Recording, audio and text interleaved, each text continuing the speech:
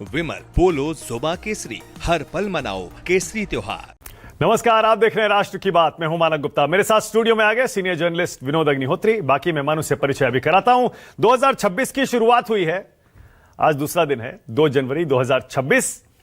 और अभी से चर्चा देश में यह हो रही है, बंगाल का चुनाव तो गर्म हो गया, लेकिन उसके आगे क्या? बंगाल में तो सब मानते हैं बीजेपी और टीएमसी के बीच इस बार कांटे की टक्कर होने वाली है।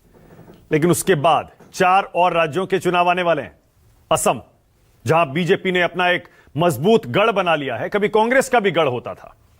माना जा रहा है गौरव गोगोई और हिमंता बिस्वा शर्मा के बीच सीधी टक्कर होगी, और भी फैक्टर्स हैं। फिर होगा तमिलनाडु, केरल, पुदुचेरी, सब जगह 5 राज्यों में इस बार माना जा रहा है भीषण संग्राम होने वाला है। लेकिन इन 5 राज्यों में बीजेपी और कांग्रेस का काफी कुछ दांव पर लगा हुआ है। स्थानीय पार्टियां भी हैं, क्षेत्रीय पार्टियां भी हैं। बंगाल में टीएमसी है, तमिलनाडु में डीएमके हैं, एआईएडीएमके है, फिर पुदुचेरी में भी कुछ स्थानीय पार्टियां हैं, केरल में लेफ्ट का एक बहुत बड़ा कुछ स्टेक पर है। लेकिन बीजेपी और कांग्रेस 2 ऐसी पार्टियां हैं जिनकी अग्नि परीक्षा इस बार इन 5 राज्यों के चुनाव में होने वाली है। बीजेपी को इस बार साबित करना है कि वो बंगाल में ममता का किला भेद सकती है। उसे यह भी साबित करना है कि बार बार जो वो कहती है कि एंटी इनकम्बेंसी नाम की चीज बीजेपी को छू नहीं सकती, असम में वापसी करानी है। फिर तमिलनाडु, केरल, पुदुचेरी, जो मिशन दक्षिण बार बार बीजेपी जिसका जिक्र करती है, वहां बीजेपी को इस बार सेंध लगानी होगी। केरल में वोट शेयर बढ़ाया है, तमिलनाडु में बढ़ाया है, लेकिन सीटों के मामले में बहुत ज्यादा अच्छा प्रदर्शन बीजेपी का साउथ में अभी तक नहीं रहा है।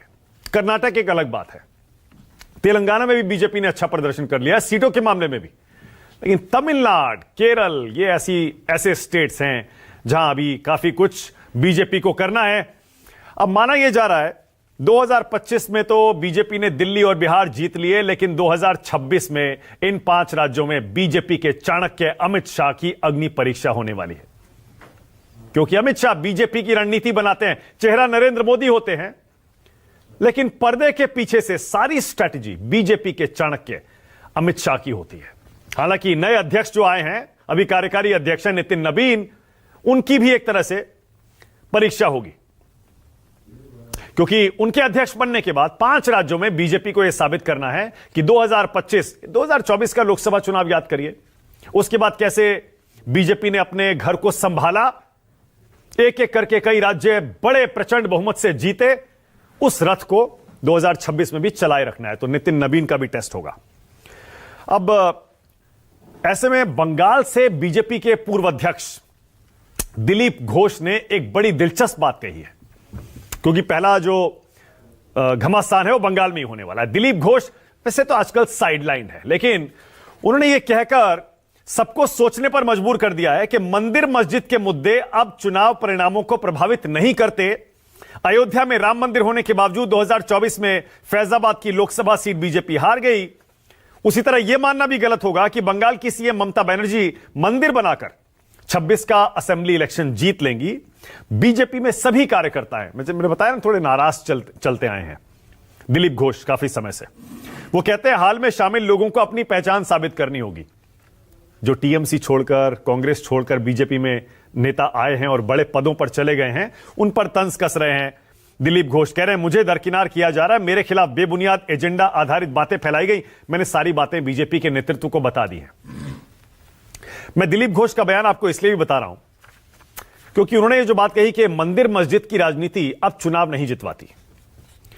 इसके उलट प्रधानमंत्री नरेंद्र मोदी का एक बयान सामने आया है, जिसमें प्रधानमंत्री कह रहे हैं, केरल का जिक्र कर रहे हैं वैसे तो पीएम अपने इस बयान में, लेकिन वो कह रहे हैं कि राष्ट्रवाद का जो मुद्दा है, बीजेपी का राष्ट्रवाद, यह निर्णायक साबित होगा केरल में। प्रधानमंत्री कहते हैं नया साल केरल की सियासत में नई सुबह लाएगा। तिरुवनंतपुरम मेयर चुनाव में बीजेपी की जीत इसका संकेत है। बीजेपी का बिना भेदभाव का राष्ट्रवाद, बिना भ्रष्टाचार के विकास, बिना तुष्टीकरण के शासन का एजेंडा, सीपीएम के नेतृत्व वाले एलडीएफ और कांग्रेस के नेतृत्व वाले यूडीएफ के बीच फिक्स्ड मैच का खात्मा करेगा। राज्य के लोग, खासकर युवा और महिलाएं, एक नई सुबह के लिए तैयार हैं। बीजेपी एनडीए लोगों के विकल्प के रूप में उभर रहा है। एलडीएफ और यूडीएफ के झूठे वादों से केरल मुक्ति चाहता है। पीएम ने राष्ट्रवाद का जिक्र किया है। वो कह रहे बिना भेदभाव का राष्ट्रवाद, यानी राष्ट्रवाद के अपने एजेंडे पर बीजेपी 2026 में भी आगे चलने वाली है। इस पर डिबेट तो करेंगे ही। इस बीच एक कर्नाटक में ईवीएम पर चुनावों की निष्पक्षता पर एक नया सर्वे आया है, जो बीजेपी सुबह से फैला रही है और कह रही है, देखिए राहुल गांधी के एजेंडे की पोल खुल गई, कोई वोट चोरी नहीं हो रही। कांग्रेस शासित कर्नाटक में भी लोग ईवीएम पर और चुनावों पर अपना भरोसा जता रहे हैं। दरअसल कर्नाटक में ईवीएम पर चुनाव पर एक सर्वे हुआ, जो कर्नाटक सरकार की एजेंसी केएमईए ने करवाया। केएमईए मतलब है Karnataka monitoring and evaluation authority. अब इसका सर्वे यह बताता है कि भारत में स्वतंत्र और निष्पक्ष चुनाव होते हैं। ज्यादातर लोग ये कह रहे हैं, 91% लोग मानते हैं कि चुनाव सही होते हैं और ईवीएम बिल्कुल सटीक नतीजे देती है।